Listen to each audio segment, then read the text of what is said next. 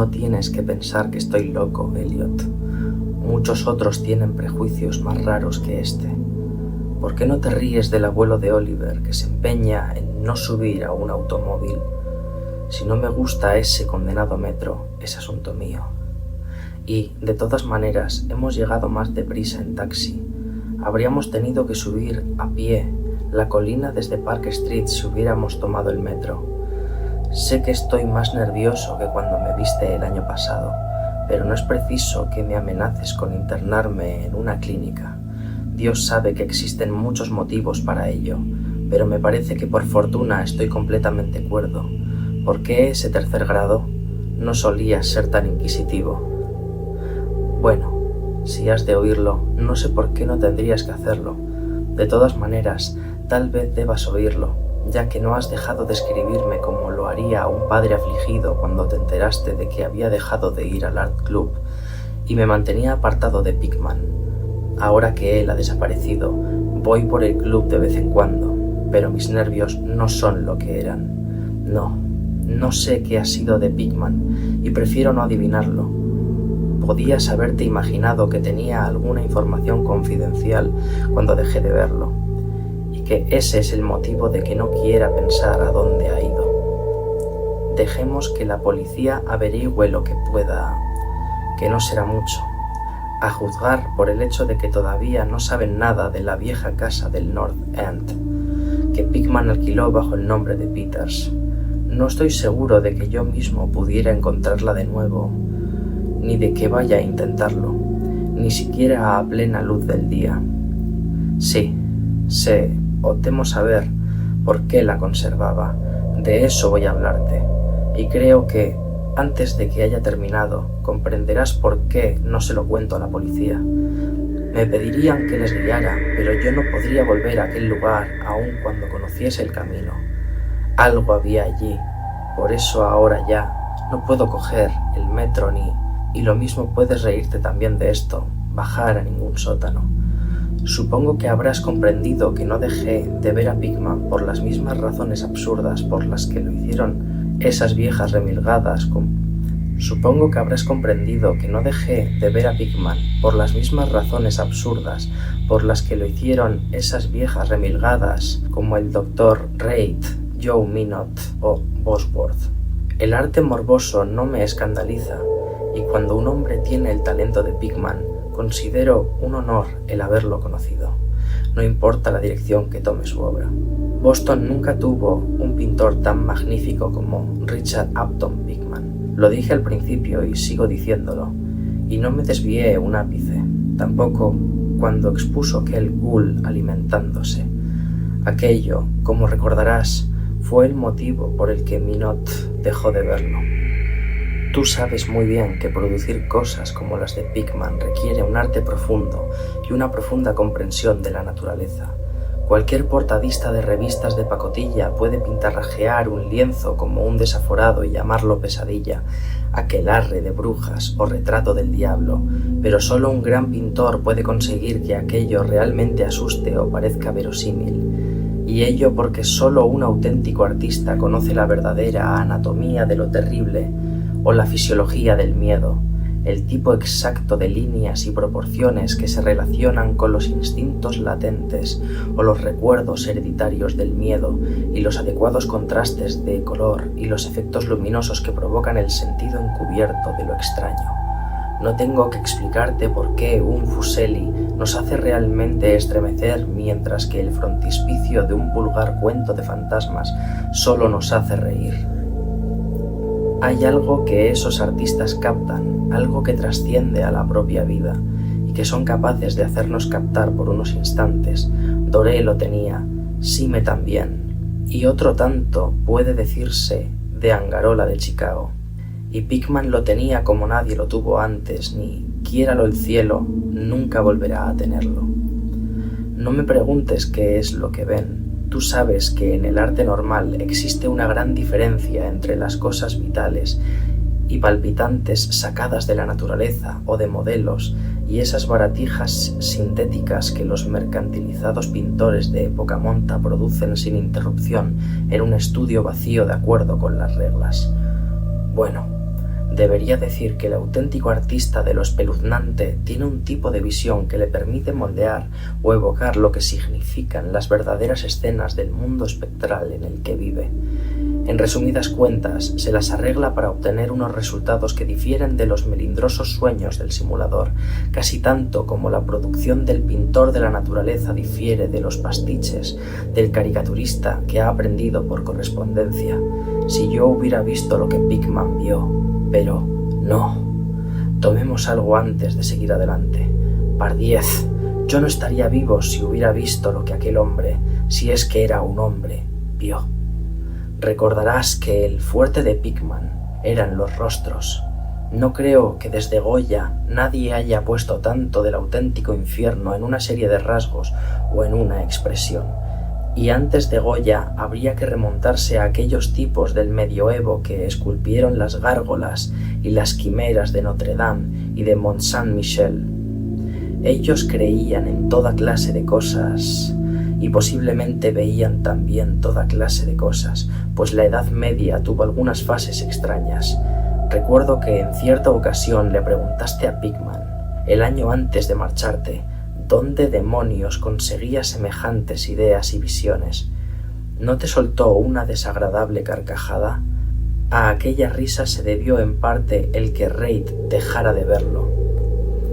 Como sabes, Reid acababa de empezar un curso sobre patología comparada y no hablaba más que de pomposas teorías confidenciales acerca del sentido biológico o evolutivo de este o aquel síntoma mental o físico.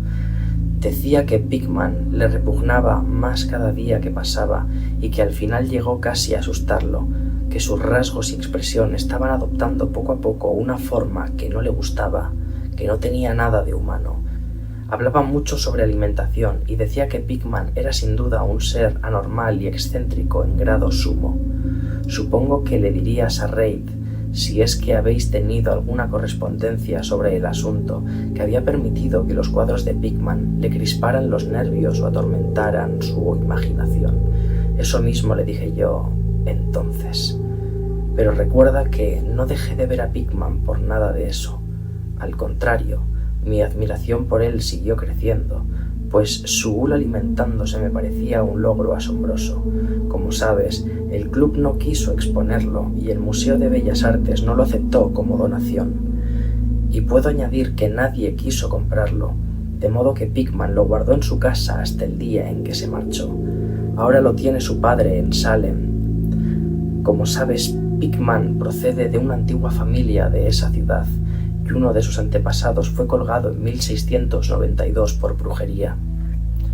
Me acostumbré a visitar a Pickman con bastante frecuencia, sobre todo desde que empecé a recoger material para una monografía sobre arte fantástico. Probablemente fue su obra la que me metió la idea en la cabeza y, en todo caso, descubrí en él una mina de datos y sugerencias cuando me puse a redactarla. Me enseñó todos los cuadros y dibujos que tenía, incluso algunos bocetos a pluma que, creo sinceramente, habrían provocado su expulsión del club si muchos de sus socios los hubieran visto. Muy pronto era ya casi un adepto, y me pasaba horas enteras escuchando como un colegial teorías artísticas y especulaciones filosóficas lo bastante descabelladas como para justificar que lo internaran en el manicomio de Dampers.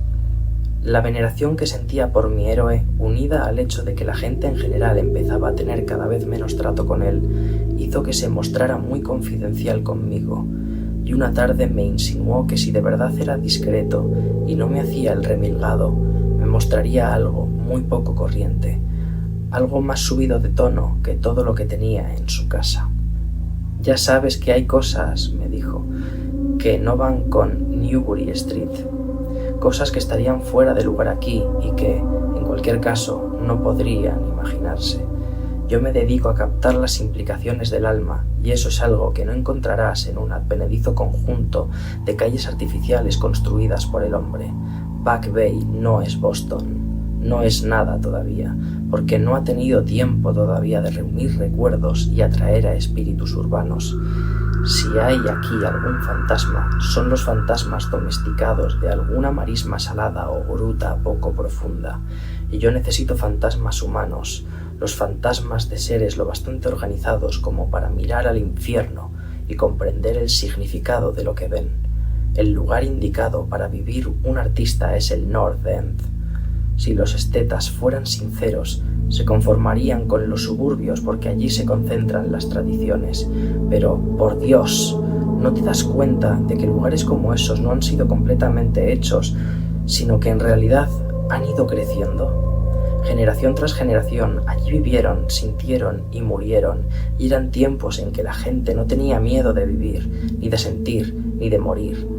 ¿Sabías que en 1632 había un molino en Copp's Hill y que la mitad de las calles actuales fueron trazadas hacia 1650? Puedo mostrarte casas que se mantienen en pie después de 2 siglos y medio y más, casas que han presenciado lo que haría derrumbarse a una casa moderna y la reduciría a escombros. ¿Qué sabe el hombre moderno de la vida y de las fuerzas que hay detrás de ella? Tú llamas alucinación a la brujería de Salem, pero me apostaría que la madre de la tatarabuela de mi tatarabuela podría contarte algunas cosas. La ahorcaron en Gallows Hill bajo la mirada del mojigato de Cotton Mather. Mather, maldito sea, temía que alguien pudiera librarse de aquella condenada jaula de monotonía. Ojalá alguien le hubiese hechizado o sorbido la sangre durante la noche. Puedo mostrarte una casa en donde él vivió, y otra en la que temía entrar a pesar de todas sus primorosas fanfarronadas. Sabía cosas que no se atrevió a incluir en aquel estúpido Magnalia ni en el pueril Wonders of the Invisible World. Escucha un momento. ¿Sabías que hubo un tiempo en que en el North End había una serie de túneles a través de los cuales las casas de ciertas personas se comunicaban entre sí y además con el cementerio y con el mar? Por mucho que las procesaran y las persiguieran sin tapujos, cada día pasaban cosas que no se podían comprender y de noche se oían risas que no había manera de reconocer. Pues bien, de cada 10 casas construidas antes de 1700 que se han conservado intactas, apostaría que en 8 podría mostrarte algo raro en el sótano. Apenas hay un mes en el que no leamos que unos obreros han descubierto, al desplomarse este o aquel edificio, bóvedas y pozos tapiados con ladrillos que no conducen a ninguna parte. Sin duda verías uno el año pasado, desde el ferrocarril elevado, cerca de Henchman Street. Había brujas y lo que sus sortilegios convocaban, piratas y lo que ellos trajeron del mar, contrabandistas, corsarios. Y te aseguro que en los viejos tiempos la gente sabía cómo vivir y cómo ampliar los límites de la vida. Este no era el único mundo que un hombre audaz y hábil podía conocer. Y pensar que hoy, en cambio, los cerebros se han reblandecido tanto que hasta un club de supuestos artistas se estremece y se compulsiona si un cuadro va más allá de los sentimientos de los contertulios de un salón de té de Beacon Street. Lo único que salva al presente es que su condenada estupidez le impide poner en duda el pasado de manera concluyente. ¿Qué dicen en realidad los mapas, documentos y guías acerca del North End? Bah, me comprometo a llevarte a 30 o 40 callejones y redes de callejuelas al norte de Prince Street, de cuya existencia no sospechan ni siquiera 10 seres vivos aparte de los extranjeros que pululan por ellas. ¿Y qué saben de ellas esos extranjeros de piel morenal? No, Thurber, esos antiguos lugares están repletos de espléndidos sueños y rebosan de prodigios, espanto y posibilidades de evadirse del tópico, y sin embargo no hay alma humana que los comprenda ni se beneficie de ellos. Mejor dicho, no hay más que una, pues no he estado escarbando en el pasado en vano. Escucha, a ti te interesan esta clase de cosas. ¿Y si te dijera que tengo otro estudio allí, donde puedo captar el espíritu nocturno de antiguos horrores y pintar cosas en las que ni siquiera se me hubiera ocurrido pensar en Newbury Street? Naturalmente, no voy a ir a contárselo a esas malditas solteronas del club, empezando por Reid, maldito sea, que incluso hace correr el rumor de que yo soy una especie de monstruo que desciende por el tobogán de la evolución en sentido contrario. Sí, Thurber. Hace mucho tiempo decidí que había de pintar el terror de la vida, lo mismo que se pinta su belleza, de modo que hice algunas investigaciones en lugares donde tenía motivos para saber que en ellos habitaba el terror. Conseguí un local que no creo que hayan visto nunca más que 3 hombres nórdicos aparte de mí. No está muy lejos del elevado, por lo que se refiere a la distancia, pero se encuentra a siglos de él por lo que al alma respecta. Lo alquilé a causa del extraño y viejo pozo de ladrillo que hay en el sótano, uno de esos sótanos de los que ya te he hablado. La casucha casi se está cayendo en ruinas, de modo que a nadie se le ocurriría vivir allí, y no soportaría decirte lo poco que pago por ella. Las ventanas están tapiadas, pero lo prefiero así, pues no necesito la luz del día para lo que hago. Pinto en el sótano, donde la inspiración es más intensa, pero tengo otras habitaciones amuebladas en la planta baja. El dueño es un siciliano y lo he alquilado bajo el nombre de Peters. Si te animas, te llevaré allí esta noche. Creo que te gustarán los cuadros, pues, como dije, en ellos se me ha ido un poco la mano. El trayecto no es largo, a veces lo hago a pie, pues no quiero llamar la atención con un taxi en semejante lugar. Podemos tomar el elevado en South Station hasta Battery Street, y desde allí no hay que andar mucho. Bueno, Elliot, después de aquella arenga no pude hacer otra cosa que contenerme para no correr en vez de andar en busca del primer taxi libre que saliera a nuestro encuentro. Tomamos el elevado en South Station y a eso de las 12 ya habíamos bajado las escaleras de Battery Street y enfilamos el viejo muelle dejando atrás Constitution Wharf. No me fijé en los cruces de calles y no sabría decirte por dónde pasamos, pero puedo asegurarte que no fue por Greenough Lane. Cuando giramos fue para subir por un tramo desierto del callejón más antiguo y sucio que he visto en mi vida, con gabletes a punto de desmoronarse, pequeñas ventanas con los cristales rotos y arcaicas chimeneas que sobresalían medio derruidas en el cielo iluminado por la luna.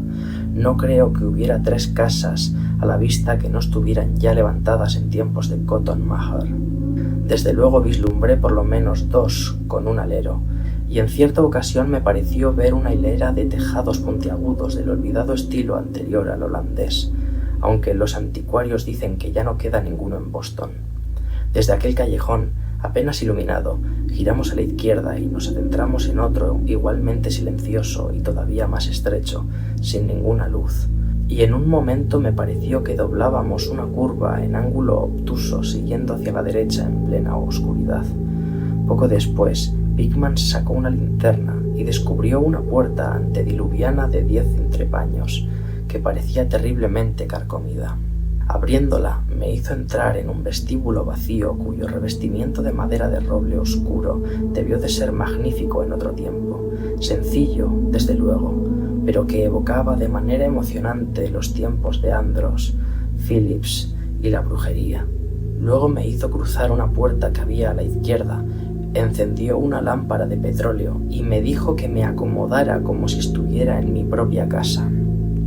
Pues bien, Elliot, soy lo que el hombre de la calle llamaría con toda justicia un tipo duro, pero confieso que lo que vi en las paredes de aquella habitación me dio un buen susto. Eran los cuadros de Pickman, ya sabes a lo que me refiero, los que no podía pintar ni siquiera exponer en Newsbury Street, y tenía razón cuando dijo que se le había ido la mano. Oye, echemos otro trago, en cualquier caso lo necesito. No tiene sentido que trate de describirte aquellos cuadros, pues el más espantoso y blasfemo horror, la más increíble asquerosidad y hediondez moral se desprendían de unas simples pinceladas completamente imposibles de expresar con palabras.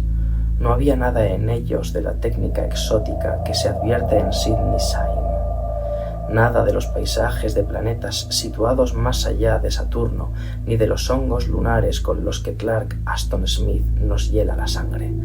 Los fondos eran en su mayoría antiguos camposantos, misteriosos bosques, arrecifes marinos, túneles de ladrillo, habitaciones con antiguos revestimientos de madera o simples sótanos de mampostería. El cementerio de Copp's Hill, apenas a unas manzanas de la casa, era uno de sus escenarios favoritos. La locura y la monstruosidad estaban latentes en las figuras que se veían en primer término, pues en el morboso arte de Pickman predominaba el retrato demoníaco. Estas figuras muy pocas veces eran completamente humanas, aunque con frecuencia se acercaban a lo humano en diversos grados. La mayoría de los cuerpos, aunque toscamente bípedos, tenían una postura inclinada hacia adelante y un ligero aspecto canino. La textura de muchos de ellos era algo parecida a la goma y bastante desagradable al tacto. Puf, todavía los estoy viendo. Se ocupaban en... Bueno, no me pidas que entre en detalles. Normalmente se estaban alimentando, pero no diré de qué. A veces los mostraba en grupos en cementerios o pasadizos subterráneos, y a menudo aparecían disputándose su presa, o más bien su tesoro descubierto. Y qué detestable expresividad infundía Pickman a veces a los ciegos rostros de su horrendo botín. De vez en cuando se los veía saltando desde ventanas abiertas en plena noche o agazapados sobre el pecho de algún durmiente, acosando su garganta. Uno de los lienzos mostraba un grupo de ellos aullando alrededor de una bruja ahorcada en Gallows Hill, cuyas cadavéricas facciones guardaban un gran parecido con las de aquellos seres. Pero no creas que fue todo ese espantoso asunto del tema y el escenario de aquellos cuadros lo que me impresionó hasta el punto de hacerme perder el sentido. No soy un niño de 3 años y he visto con anterioridad muchas cosas así. Fueron los rostros, Elliot, aquellos malditos rostros que miraban de soslayo y parecían querer salirse ansiosamente del lienzo con un verdadero aliento vital. Válgame Dios, en verdad creo que estaban vivos. Aquella hechicera nauseabunda había despertado los fuegos del Averno en el propio pigmento y su escoba había sido una varita que generaba pesadillas. Pásame aquella garrafa, Elliot. Había un lienzo llamado La Lección, que el cielo se apiade de mí. ¿Por qué lo vería? Escucha. ¿Te imaginas un círculo de criaturas indescriptibles con aspecto canino agachadas en un camposanto, enseñando a un niño pequeño a alimentarse como ellas? El resultado de una permuta de niños al nacer, supongo. Ya sabes, el viejo mito de esa gente sobrenatural que deja su prole en las cunas en sustitución de los recién nacidos humanos que roban. Pickman mostraba en el cuadro lo que les sucede a aquellos niños robados, cómo crecen, y en aquel momento empecé a comprender el espantoso parentesco que existía entre los rostros de las figuras humanas y las no humanas. Establecía, en todas sus gradaciones de morbosidad, un sardónico nexo evolutivo entre lo manifiestamente no humano y lo degradadamente humano. Las criaturas con aspecto de perro se habían desarrollado a partir de los humanos. Y nada más preguntarme qué haría con sus propias crías que se quedaban con los seres humanos a modo de trueque, me llamó la atención un cuadro que expresaba aquella misma idea. Se trataba de un antiguo interior puritano, una habitación de gruesas vigas con ventanas de celosía, un escaño con arcón en el asiento y mobiliario del siglo XVII bastante tosco, ocupado por la familia rodeando al padre que leía las escrituras. Todos los rostros, excepto uno, mostraban nobleza y veneración, pero ese uno reflejaba la burla del infierno. Todos los rostros, excepto uno, mostraban nobleza y veneración, pero ese uno reflejaba la burla del infierno. Era el rostro de un joven y sin duda pertenecía a un supuesto hijo de aquel piadoso padre, que en realidad estaba emparentado con las criaturas impuras. Era un niño suplantado. Y, en un rasgo de suprema ironía, Pickman le había dado a sus facciones un parecido bastante apreciable con las suyas. Para entonces, Pickman había encendido una lámpara en una habitación contigua y mantenía la puerta abierta, cortésmente, para que yo pasara, preguntándome si quería ver sus estudios modernos. Me había sentido incapaz de comunicarle muchas de mis opiniones. El miedo y la repugnancia me habían dejado sin habla, pero creo que comprendió perfectamente mi estado de ánimo y se sintió muy halagado. Y ahora quiero asegurarte una vez más, Elliot, que no soy una gallina de esos que se echan a gritar en cuanto ven algo que se aparte un poco de lo habitual. Soy de mediana edad y bastante sofisticado, y supongo que con lo que viste de mí en Francia te basta para saber que no me dejo impresionar con facilidad. Recuerda también que acababa de recobrar el aliento y empezaba a acostumbrarme a aquellos espantosos cuadros que convertían la Nueva Inglaterra colonial en una especie de dependencia del infierno. Pues bien, a pesar de todo ello, aquella habitación contigua me obligó a gritar y tuve que agarrarme al marco de la puerta para no desplomarme. El otro aposento mostraba una serie de gules y brujas que invadían el mundo de nuestros antepasados, pero lo que había en este traía el horror a nuestra propia vida cotidiana. Pardiez, qué cosas pintaba aquel hombre.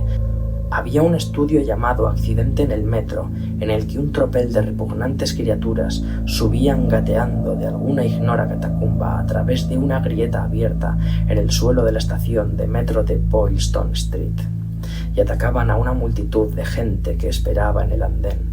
Otro mostraba un baile en Copp's Hill en medio de las tumbas, sobre un fondo actual. Había además numerosas vistas de sótanos, con monstruos que entraban sigilosamente a través de grietas y agujeros abiertos en la mampostería, enseñando los dientes mientras permanecían en cuclillas detrás de toneles y calderas a la espera de que su primera víctima descendiera por la escalera. Un asqueroso lienzo parecía representar un corte transversal de Beacon Hill, con hormigueantes ejércitos de aquellos mefíticos monstruos abriéndose paso por escondrijos que acribillaban el suelo. Había profusas representaciones de bailes en cementerios modernos, pero lo que más me impresionó de todo, por alguna razón, fue una escena en un desconocido sótano, en donde innumerables bestias se apiñaban alrededor de una que sostenía entre las manos una conocida guía de Boston, que obviamente leía en voz alta. Todas las bestias señalaban un determinado pasaje, y sus rostros parecían crispados por una risa tan epiléptica y resonante que casi me pareció oír su diabólico eco. El título del cuadro era Holmes, Lowell y Longfellow yacen enterrados en Mount Auburn. A medida que me iba tranquilizando y volvía a adaptarme a aquella segunda habitación de diabluras y morbosidad, me puse a analizar algunos aspectos de la nauseabunda aversión que me producía todo aquello. En primer lugar, me dije a mí mismo, aquellos seres me repugnaban porque ponían de manifiesto la total falta de humanidad y la insensible crueldad de Pickman. Aquel individuo debía ser un implacable enemigo de todo el género humano para regodearse tanto en la tortura mental y física y en la degradación del cuerpo humano. En segundo lugar, aquellas telas me aterrorizaban a causa de su misma grandiosidad. Su arte era un arte que convencía. Al mirar los cuadros veíamos a los propios demonios y nos asustaban. Y lo más extraño del caso era que Pickman no obtenía su indudable fuerza de la elección de motivos o del empleo de lo estrafalario. Nada estaba difuminado, distorsionado ni estilizado. Los contornos estaban bien definidos y eran completamente naturales, y los detalles eran preciosos casi hasta la exasperación. ¿Y qué decir de los rostros? Lo que veíamos no era simplemente la interpretación de un artista, era el mismo pandemonium, nítidamente reproducido con la más absoluta objetividad. Eso es lo que era, cielos. Aquel hombre no era ni mucho menos un fantasioso o un romántico. Ni siquiera trataba de ofrecernos las agitadas y llamativas imágenes fugaces que nos asaltaban en los sueños, sino que reflejaba fría y sardónicamente un mundo de horror estable, mecanicista y bien organizado, que él veía en detalle, de manera intensa, directa y resuelta. Dios sabe lo que podía haber sido aquel mundo, o dónde llegó a vislumbrar Pickman las blasfemas figuras que corrían a grandes zancadas, trotaban y se arrastraban por él. Pero, cualquiera que fuese la desconcertante fuente en que se inspiraban sus imágenes, una cosa era evidente. Pickman era, en todos los sentidos, tanto en la concepción como en la ejecución, un minucioso, esmerado y casi científico realista. Acto seguido mi anfitrión me mostró el camino de bajada al sótano donde tenía su verdadero estudio y me preparé para recibir alguna impresión horrible entre aquellos lienzos sin terminar. Cuando llegamos al pie de la húmeda escalera, Pickman enfocó su linterna hacia un rincón del amplio espacio abierto que quedaba junto a nosotros, descubriendo el brocal circular de ladrillo de la que, obviamente, era un gran pozo excavado en el suelo de tierra. Nos acercamos y vi que debía tener un diámetro de unos 5 pies, algo más de 1,5 metros, y que sus paredes, de más de 1 pie de grosor, poco más de 30 centímetros, sobresalían unas 6 pulgadas, unos 15 centímetros, por encima del nivel del suelo. Una sólida construcción del siglo XVII, si no me equivocaba. Aquello, me dijo Pickman, era una de esas cosas de las que había estado hablando antes, una abertura de la red de túneles que solían socavar la colina. Observé despreocupadamente que el pozo no parecía estar tapiado con ladrillos y que un pesado disco de madera constituía aparentemente su única cubierta. Pensando en las cosas con las que aquel pozo debía haber estado en contacto si las disparatadas sugerencias de Pickman no habían sido mera retórica, me estremecí ligeramente. Luego volví a seguirle. Subimos un escalón y atravesamos una estrecha puerta que daba a una habitación de tamaño mediano, provista de un suelo de madera y amueblada como un estudio. Un aparato de gas acetileno suministraba la luz necesaria para trabajar. Los cuadros inacabados, montados en caballetes o apoyados contra la pared, eran tan horrorosos como los terminados que había visto en el piso de arriba y revelaban la meticulosidad con que trabajaba el artista. Las escenas estaban esbozadas con sumo cuidado y las pautas trazadas a lápiz ponían de manifiesto la minuciosa exactitud con que Pickman trataba de conseguir la perspectiva y las proporciones correctas. Era un gran pintor. Lo digo incluso después de saber todo lo que sé. Me llamó la atención una gran cámara fotográfica que había sobre una mesa, y Pickman me dijo que la utilizaba para fotografiar escenarios que le sirvieran de fondo para sus cuadros, de modo que podía pintar a partir de fotografías sin salir del estudio, evitando así tener que desplazarse con su equipo por toda la ciudad en busca de un paisaje determinado. Opinaba que una fotografía era tan buena para apoyar su trabajo como cualquier escenario o modelos reales, y confesó que las empleaba habitualmente. Había algo muy preocupante en los nauseabundos bocetos y en las monstruosidades a medio terminar que lanzaban maliciosas miradas desde todas partes de la habitación, y cuando Pickman descubrió de pronto un enorme lienzo en la pared más alejada de la luz, por mucho que lo intenté, no pude contener un fuerte grito. El segundo que había proferido aquella noche resonó una y otra vez a través de las oscuras bóvedas de aquel antiguo y salitroso sótano, y tuve que realizar un tremendo esfuerzo para no estallar en una histérica carcajada. Dios misericordioso. Elliot, no sé cuánto había de real y cuánto de febril fantasía en todo aquello. No me parecía que un sueño como aquel fuera posible en este mundo. El cuadro representaba una colosal e indescriptible monstruosidad de fulminantes ojos rojos que sostenía en sus huesudas garras algo que debió haber sido un hombre y le roía la cabeza como un chiquillo mordisquea un pirulí. Estaba en cuclillas y al mirarlo parecía como si de un momento a otro fuera a soltar su presa para ir en busca de un bocado más jugoso. Pero maldita sea, no era aquel diabólico motivo la imperecedera fuente de pánico, ni aquel rostro perruno de orejas puntiagudas, ojos inyectados en sangre, nariz chata y labios babeantes, ni tampoco aquellas garras escamosas, ni el cuerpo de moho apelmazado, ni los pies semiungulados, nada de eso, aunque cualquiera de aquellas características habría bastado para volver loco a un hombre impresionable. Era la técnica, Elliot. Aquella maldita, impía y contranatural técnica. Nunca en toda mi vida había visto plasmado en un lienzo el aliento vital de forma tan real. El monstruo tenía tal presencia, fulminaba con la mirada y roía alternativamente, que comprendí que sólo una suspensión de las leyes de la naturaleza podía llevar a un hombre a pintar una cosa como aquella sin un modelo, sin haber vislumbrado ese mundo inferior que ningún mortal no vendido al demonio ha visto nunca. Prendido con una chincheta a una parte sin pintar del lienzo había un trozo de papel muy abarquillado. Probablemente, pensé, sería una fotografía que Pickman tenía la intención de utilizar para pintar un fondo tan horroroso como la pesadilla que iba a realzar. Alargué el brazo para estirarlo y eché una ojeada, cuando de pronto Pickman se sobresaltó como si le hubiera dado una punzada. Había estado escuchando con especial atención desde que mi grito de horror despertase insólitos ecos en el oscuro sótano, y ahora parecía estar sobrecogido por un miedo que, sin ser comparable al mío, era más físico que espiritual. Sacó un revólver y me indicó con la mano que me callara, y acto seguido salió al sótano principal y cerró la puerta tras él. Creo que me quedé paralizado durante unos instantes. Imitando a Pickman, agucé el oído y me pareció oír un leve sonido, como si alguien correteara en alguna parte, y una serie de chillidos o gemidos en una dirección que no pude determinar. Pensé en enormes ratas y me estremecí. Luego se oyó una especie de ruido apagado que de alguna manera me puso la carne de gallina. Una especie de sigiloso y vacilante ruido, aunque me sería imposible tratar de expresarlo en palabras.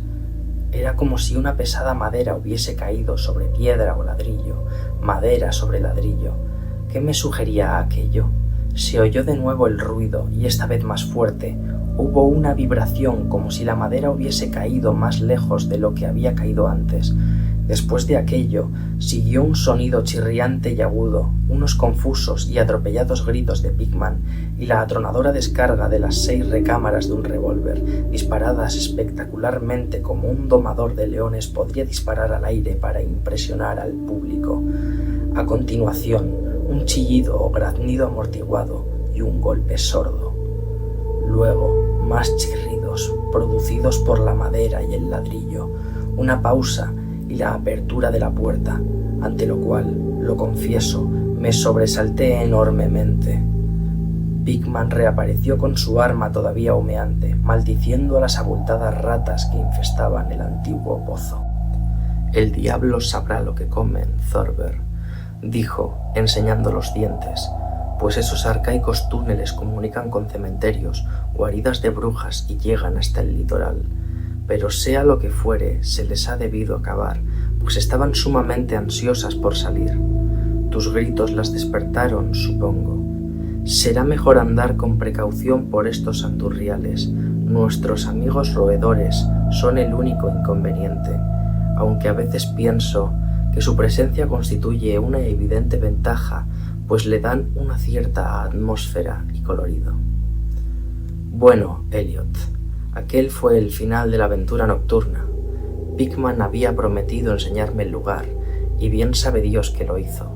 Me sacó de aquel laberinto de callejones por otra dirección, al parecer, pues cuando vimos la luz de una farola nos encontrábamos en una calle que me resultaba familiar, con monótonas hileras de bloques de viviendas y viejos caserones. Resultó ser Charter Street, aunque yo estaba demasiado nervioso para darme cuenta de a dónde habíamos llegado. Era ya demasiado tarde para tomar el elevado, y regresamos a pie al centro de la ciudad atravesando Hanover Street. Recuerdo muy bien aquel paseo. Nos desviamos en Tremont, subimos por Beacon, y Pickman me dejó en la esquina de Joy, donde me despedí. No he vuelto a hablar con él. ¿Por qué dejé de ver a Pickman? No seas impaciente. Espera que llame para que nos traigan café. Hemos tomado bastante de lo otro, y yo por lo menos necesito beber algo. No fueron los cuadros que vi en aquel lugar, aunque juraría que ellos serían motivo suficiente para que le hicieran el vacío a Pickman en 9 de cada 10 hogares y clubes de Boston. Y supongo que ahora comprenderás por qué evito los metros o los sótanos. Fue algo que encontré en mi abrigo a la mañana siguiente. Ya sabes, el papel arrugado prendido con chinchetas a aquel espantoso lienzo del sótano, lo que tomé por una fotografía de algún escenario que Pickman se proponía utilizar como fondo para el cuadro de aquel monstruo. El último susto de Pickman se produjo cuando yo iba a desenrollar el papel, y al parecer lo arrugué y me lo metí distraídamente en el bolsillo. Pero aquí llega el café. Tómatelo puro, Elliot, si eres sensato. Sí, aquel papel fue el motivo de que dejara de ver a Pickman, Richard Upton Pickman, el más grande artista que he conocido, y el ser más detestable que haya traspasado nunca los límites de la vida para adentrarse en los abismos del mito y la locura. El viejo Reid tenía razón, Elliot. Pickman no era estrictamente humano. O bien nació bajo una influencia maligna o encontró la forma de abrir la puerta prohibida. Ya da lo mismo, pues desapareció. Regresó a aquella increíble oscuridad que a él le gustaba frecuentar. Ahora será mejor que encendamos el candelabro. No me pidas que te explique o siquiera que haga conjeturas acerca de lo que quemé. Tampoco me preguntes qué había tras aquella especie de topos que gateaban, que Pickman tenía tanto interés en hacer pasar por ratas. Hay secretos que pueden proceder de la época de la antigua Salem, y Cotton Mather cuenta cosas todavía más extrañas. Ya sabes lo condenadamente vivos que parecían los cuadros de Pickman, cómo nos preguntamos todos más de una vez dónde conseguía aquellos rostros. Bueno, después de todo, aquel papel no era la fotografía de ningún fondo. Lo que mostraba era simplemente el ser monstruoso que estaba pintado en aquel atroz lienzo. Era el modelo que estaba utilizando, y el fondo no era sino la pared del estudio del sótano pintada con todo detalle. Por el amor de Dios, Elliot, aquella fotografía estaba tomada del natural.